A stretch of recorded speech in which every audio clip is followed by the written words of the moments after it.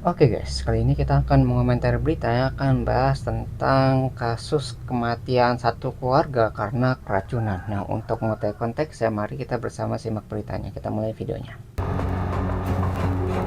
Warga Warakas Tanjung Priok, Jakarta Utara digegerkan dengan tewasnya 3 orang dalam satu keluarga.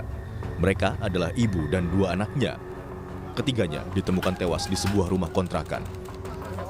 Sementara itu, satu korban lain kondisinya kritis. Kaget ketok pintu pada geletak semua, dipikir tidur goyang-goyang, ternyata ada ya ini apa namanya sudah meninggal dunia. Terus dia cari ibunya juga sama, anak kakaknya juga, kakak kandungnya yang perempuan juga sama kali. Mereka tidur di masing-masing kamar. Kalau yang laki-laki di kamar depan, karena kan laki nggak dapat kamar tuh. Kamar. Nah, jadi itu yang saya tahu, ada kemungkinan sih mereka keracunan. Kasat Reskrim Polres Jakarta Utara, Kompol Onkoseno Grandiarso Sukahar bilang, saat ini olah TKP di lokasi sudah dinyatakan selesai. Polisi membawa sejumlah barang dari rumah korban yang dinilai berkaitan dengan meninggalnya korban, termasuk makanan dan minuman. Polisi juga meminta keterangan dari tetangga rumah korban. Saat ini untuk di lokasi sudah sementara dinyatakan selesai. Kemudian dari barang-barang yang diamankan, selanjutnya dilakukan penelitian oleh lapor. Barang-barang yang diambil adalah barang-barang sehari-hari yang biasa digunakan oleh para korban, yang kami nilai dimungkinkan ada kaitannya atau dapat membantu kami dalam pembuktian nantinya. Tentunya seperti makanan dan minuman yang ada kita bawa.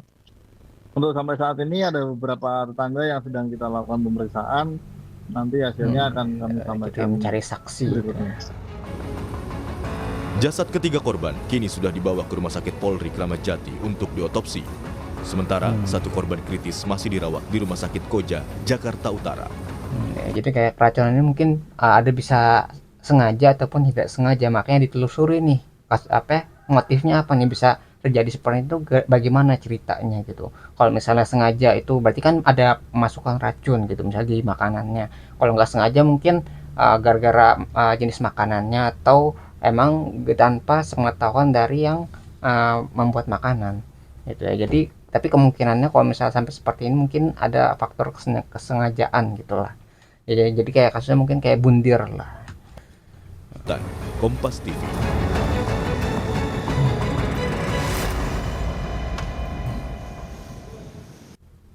Saudara, hingga kini polisi masih menyelidiki kasus kematian 3 orang dalam satu keluarga di Tanjung Priok, Jakarta Utara. Selain membawa sejumlah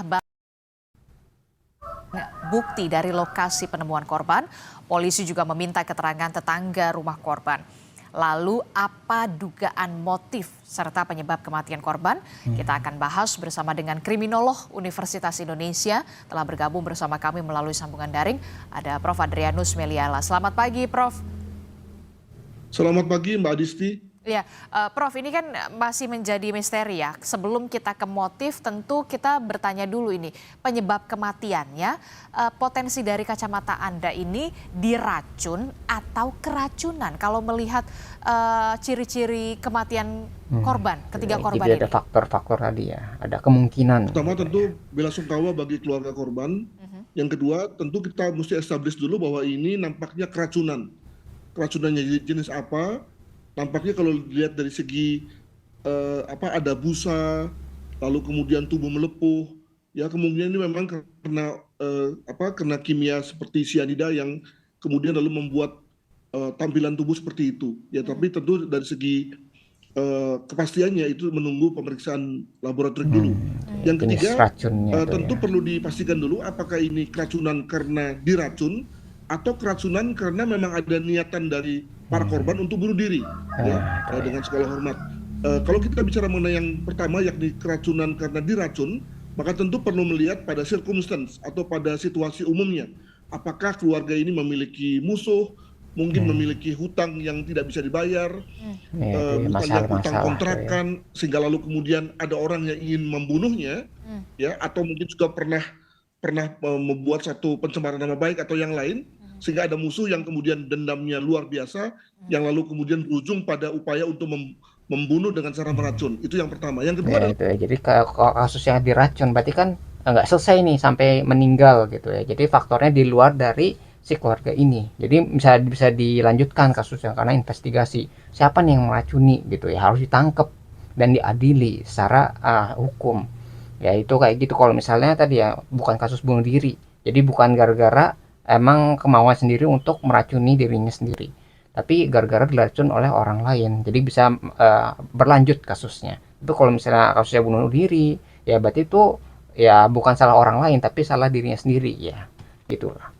Bunuh diri, dengan kata lain memilih untuk bunuh diri Udah ya. melalui minum racun atau makan sesuatu yang sudah ada racunnya, di mana kemudian hal ini lalu dikonsumsi oleh anak dan ibunya bersama-sama, namun mungkin pada saat anak yang terakhir yang kemudian lalu mengkonsumsi tidak terlalu banyak misalnya, sehingga kemudian tidak mengakibatkan kematian. Sementara yang lain, ibu dan dua anak lain mungkin karena mengkonsumsi sudah banyak, sudah keburu meninggal duluan. Mungkin begitu ya. Nah, kalau kita fokus kepada yang terakhir ini, yakni keracunan karena bunuh diri, ini menurut saya pernah ada presidennya nih. Pernah ada kasus-kasus seperti itu, ya mungkin juga karena tadi kesulitan hidup, Ya itu ya. keterbatasan ekonomi dan Faktor seterusnya, hal ekonomi mana gitu kemudian ya. membuat sang ibu memutuskan untuk mengakhiri hidupnya, dan karena dia tidak ingin anak-anaknya menderita, maka kemudian dia semacam mengajak anaknya untuk juga bunuh diri bersamanya. Demikian. Oke, Ya, daripada sulit-sulit hidup gitu ya, tersiksa, menderita gitu, mending langsung bunuh diri aja gitu. Mungkin pemikiran dari ibunya kalau misalnya nih kasusnya kayak bukan dari faktor luar ya, dari faktor diri sendiri. Nah itu yang jadi masalah nih, nggak cuma ngebawa dirinya sendiri tapi anak-anaknya juga ikut keracunan gitu ya. Jadi mungkin pemikiran ibunya ya, daripada anak saya juga ikut tersiksa mending meninggal aja gitu. Jadi dirinya kena dan anak-anaknya juga dibawa ya, kasihan itu anak-anaknya. kemungkinan begitu ya. Ini mati karena tewas karena keracunan diracun, atau kemudian keracunan memang karena memang ada potensi mengakhiri hidup. Ini yang kemudian harus didalami dua kemungkinan ini. Tapi kemudian bagaimana dengan kemungkinan potensi keterlibatan pihak lain di luar dari keluarga? Tentu saja dalam hal ini penyelidikan kelihatannya belum selesai. Olah TKP kelihatannya juga masih dilakukan oleh Investigasi gitu ya. kepolisian. Dari situ lalu kemudian bisa kelihatan tadi ya, apakah diracun karena dibunuh atau diracun karena atau keracunan karena bunuh diri. Tentu dalam hal ini polisi perlu melihat misalnya apakah ada break in ya, apakah ada orang yang mencoba paksa masuk, demikian juga status rumah, status keuangan, jejak digital dari sang ibu terutama, Jadi demikian berbagai juga hal anak-anaknya ya, mungkin juga berbagai sudah mulai faktor pakai ya. handphone, hal mana kemudian juga mulai ada kelihatan jejak digitalnya. Itulah yang kemudian membuat kita bisa sampai pada kesimpulan apakah ini keputusan pribadi untuk bunuh diri, atau karena ada orang yang mengancam, atau juga ada keterlibatan pihak Paksaan ketiga juga tuh yang ya. mungkin misalnya menyediakan makanan dan minuman yang ada racunnya, atau juga mempersuasi atau mendorong untuk bunuh diri dan seterusnya. Saya kira kita tunggu datanya dari kepolisian. Demikian. Oke, jadi belum memang selesai itu ya, kita masih belum investigasi. harus ada penyelidikan lebih mendalam soal ini, dugaan keterlibatan dari pihak lain atau eksternal begitu. Termasuk juga satu orang keluarga anaknya yang kemudian saat ini masih dalam keadaan kritis. Tentu ini menjadi saksi kunci, saksi mahkota dari peristiwa tewasnya 3 orang satu keluarga ini. Apa yang kemudian perlu didalami dari kesaksian saksi kunci ini yang masih hidup? Yang pertama-tama yang saya duga bahwa korban ini masih berusia kanak-kanak ya. Maka sebagaimana layaknya terhadap kanak-kanak, itu kita perlu perlakukan secara amat hati-hati ya. Kenapa? Karena 2 hal. Pertama, karena dia pasti mengalami trauma, dan Ya, yang shock kedua adalah pasti bahwa ya. kesaksiannya seringkali diragukan kredibilitasnya. Ya, masih banyak masih bisa berubah-ubah, masih bisa dipengaruhi oleh berbagai hal ya. Alhasil kemudian sekali lagi kita perlu memberikan perhatian dalam rangka mengorek keterangan dari yang bersangkutan. Yang kedua, tadi saya mengasumsikan bahwa kemungkinan karena anak ini mengkonsumsi tidak terlalu banyak, sehingga kemudian tidak sampai meninggal begitu ya. Sementara pada korban yang lain mengkonsumsinya juga cukup banyak, alhasil kemudian sampai pada dosis yang fatal untuk kemudian menyebabkan kematian.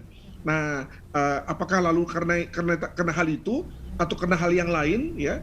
Mungkin juga ada juga kasus kalau nggak salah di Jawa Tengah, memang anak yang paling akhir, yang paling bungsu atau salah satu anak itu dibiarkan hidup ya dalam tanda kutip agar dia kemudian bisa menjadi semacam penerus atau yang lain lah begitu. Nah, ini juga perlu dicermati oleh kepolisian sekali lagi dengan cara-cara yang hati-hati mengingat yang bersangkutan masih berusia kanak-kanak. Demikian. Oke, jadi proses pemeriksaan terhadap salah satu saksi kunci harus ekstra hati-hati, terutama karena memang harus ada pendampingan soal trauma psikologis juga karena memang saksi ini masih di bawah umur, masih anak-anak ya, Prof. Adrianus. Nah, Prof. Adrianus, apa yang bisa direkomendasikan oleh penyidik polisi begitu? Faktor apa yang kemudian menjadi faktor utama, apa yang menjadi kunci dari penyelidikan untuk pengungkapan, termasuk juga pengusutan dari kasus ini? Sekali lagi keberadaan dari makanan atau minuman yang diduga mengandung racun itu perlu didalami ya, dari mana datangnya. Sebab racun yang mematikan, misalnya tadi saya sebut misalnya cyanida, itu kan tidak gampang berada di tengah-tengah kita. Dengan kata lain perlu ada satu upaya khusus, apakah dibeli lalu kemudian dicampurkan, atau orang mencampurkan, atau orang dari luar mengirimkan misalnya lewat paket gitu ya, sehingga kemudian lalu orang mengkonsumsi dengan tidak sadar gitu ya, itu perlu amat didalami. Sebab itulah yang menjadi penyebab langsung kematiannya. Nah, dari situ kemudian lalu bisa diduga intensinya. Apakah memang ada niat yang sengaja atau karena kecelakaan, dengan kata lain tidak ada niat yang sengaja untuk itu. Nah, itu bisa saja terjadi, betapapun itu kecil nampaknya. Nah, untuk itu kemudian kita bisa mengestablish motif dan niatnya. Mungkin begitu. Oke, termasuk juga soal jejak digital dari ponsel para korban, begitu ketiga korban, soal riwayat keuangan dan juga mungkin juga riwayat digital lainnya ya, Prof, yang kemudian juga harus didalami. Saya kok mendapat kesan begitu ya, apalagi karena di situ tidak terlihat atau paling tidak belum terlihat peran atau sosok ayah atau suami. Sehingga kemungkinan yang terjadi adalah cerita klasik ya, di mana keluarga tanpa ayah, lalu kemudian kehilangan penghasilan, hal mana kemudian lalu sudah mulai ditekan oleh kebutuhan ekonomi ya. Nah, ini sekali lagi ini hanya khayalan sementara lah gitu ya. Sebab ini memang merupakan satu cerita klasik di antara kita ketika ada keluarga yang tertekan ekonomi, lalu kemudian ada saja yang lalu mulai berpikir tentang mengakhiri hidup, antara lain karena tadi tidak ada satupun jalan-jalan yang bersifat solutif ya untuk kemudian dia bisa menutupi kebutuhan ekonominya. Mungkin begitu. Oke, terakhir Prof, pesan apa yang bisa disampaikan begitu ya kepada kita semua soal peran dari keluarga termasuk juga dari lingkungan, dari RT dan RW, tetangga terdekat. Jangan sampai kemudian peristiwa semacam ini masih terjadi di tengah kita bersama. Ya, pertama tentu kita mesti melihat dulu kalau memang ini adalah kasus keracunan yang tidak disengaja, ya tidak ada niat, tapi kemudian lalu kita makan sesuatu atau kita minum sesuatu yang ternyata berisi racun, maka tentu pesannya adalah bahwa berhati-hatilah ya terhadap apapun yang kita konsumsi, apalagi jika itu berasal dari orang lain atau berasal dari kiriman. Ya tentu ini tidak lalu kemudian membuat kita lalu harus curiga pada misalnya kiriman dari tetangga atau dari teman lain, tentu tidak demikian ya. Namun ya itulah adanya kalau memang benar bahwa ini memang karena tadi ya ketidaksengajaan. Tapi kedua, kalau memang ini adalah kesengajaan, maka tentu ya kita harus hati-hati dengan perkataan, dengan perbuatan, karena umumnya orang yang lalu kemudian dendam pada kita dan berusaha untuk menghabisi nyawa kita, umumnya karena tadi perbuatan mulut dan tangan kita atau karena perilaku kita yang tidak pantas yang membuat mereka sakit hati, yang lalu kemudian berujung pada dendam. Nah, kalau kemudian ini adalah satu tindakan bunuh diri, maka tentu kita mesti berpikir-pikir ya, apakah satu hal itu memang dibenarkan secara agama, secara moral, bagi kita untuk mengakhiri diri kita sendiri, apalagi dengan mengajak anak-anak kita. Sekali lagi ini tergantung pada apa yang sebetulnya terjadi, sampai mana belum bisa kita establish pada titik ini. Demikian. Oke, Ya, baik. tapi kalau misalnya kasusnya emang bunuh diri gitu ya, jadi kasihan banget gitu ya dari ibunya sama anak-anaknya gitu ya. Padahal mungkin masih banyak bantuan gitu di luar sana yang bisa ngebantu keluarga ini sebenarnya. Kalau misalnya itu kasusnya bunuh diri, misalnya dari saudara terdekat gitu ya, itu bisa minta bantuan, atau mungkin ke tetangga gitu. Kalau misalnya butuh kerjaan dan sebagainya itu bisa minta bantuan. Ya jangan langsung misalnya mengakhiri hidupnya langsung gitu, apalagi nggak cuma dirinya sendiri tapi anak-anaknya juga dibawa.